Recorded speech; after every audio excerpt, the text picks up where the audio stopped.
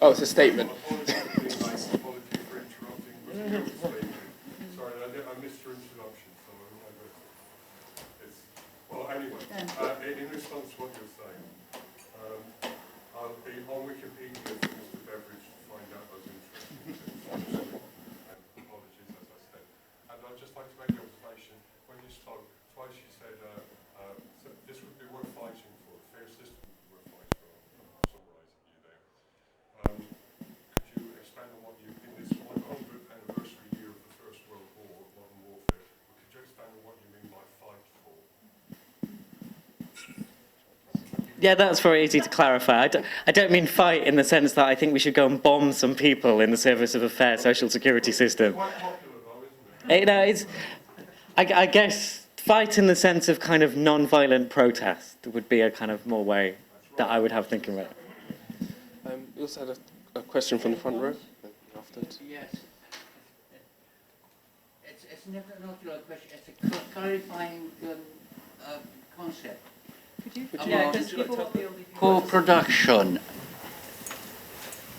We the people are actually co-producing society. Society reproduces itself because we are here, quite apart from what we do in our employment situation. So co-production is a fact of life. Society couldn't exist without it. So the other question is the fact that our mind is dumbed down or closed up to a very fundamental issue, that we come into this world not as paupers. We come into this world as potential inheritors of nature's bounty, without which nothing can exist. And this somehow refers to your question, your issue about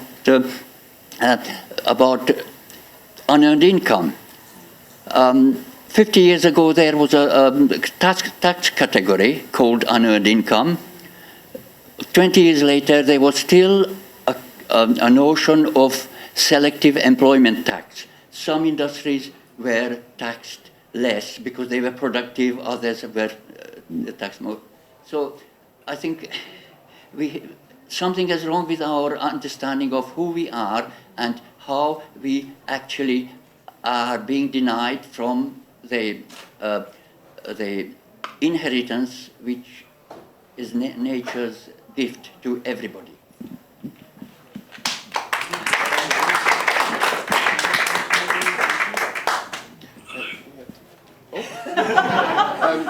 Hello, can you hear me?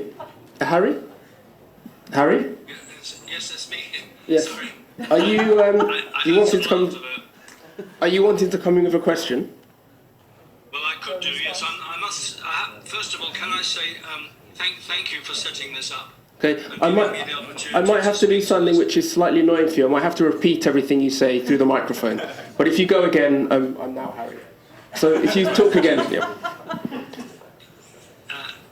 Maybe this isn't working at all, but I would like, first of all, thank you for giving me this opportunity. Oh, okay. I hope people will bear with me as I try to express my points, which will be fairly short.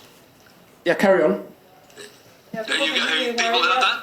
Yes. Okay. All right. Well, I wanted to address particularly. First of all, I appreciated very much the last comment about us being inheritors of the whole economy, and I don't want to dwell on that.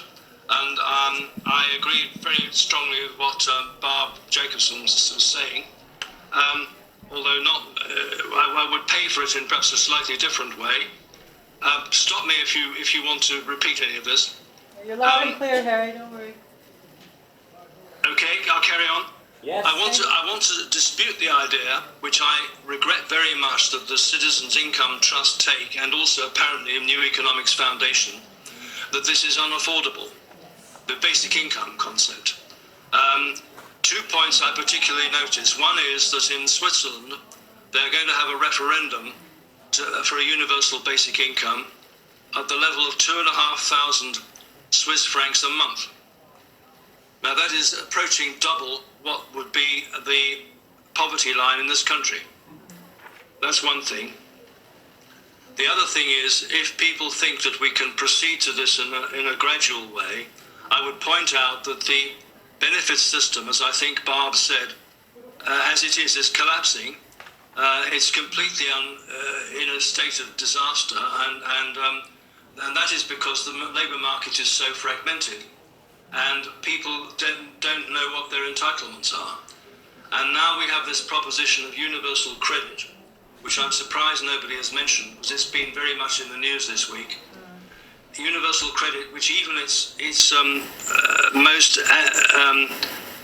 many of its strongest advocates and the people who are working to introduce it now say it's unworkable. And if that is the case, as I believe it is, then basic income is the only solution, the universal basic income, and undoubtedly it could be set at a level which could be afforded. If the Swiss can afford it, then I'm sure we can too, at a lower level. And of course it will involve redistribution of income. And if you're talking from the basic point that there's no redistribution of income got to be involved, then I frankly am amazed, because everyone's now been going on. The fashionable word of the year has been inequality, and my goodness, do we not suffer from it? Not just in this country, but worldwide.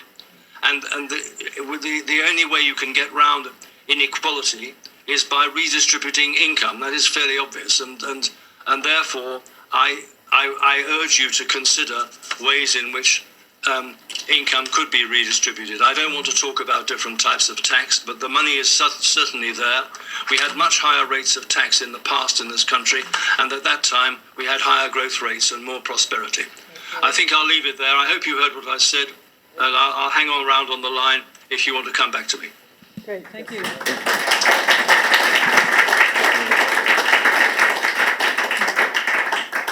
Okay. Maybe I'll go to the audience. I think you had a question for.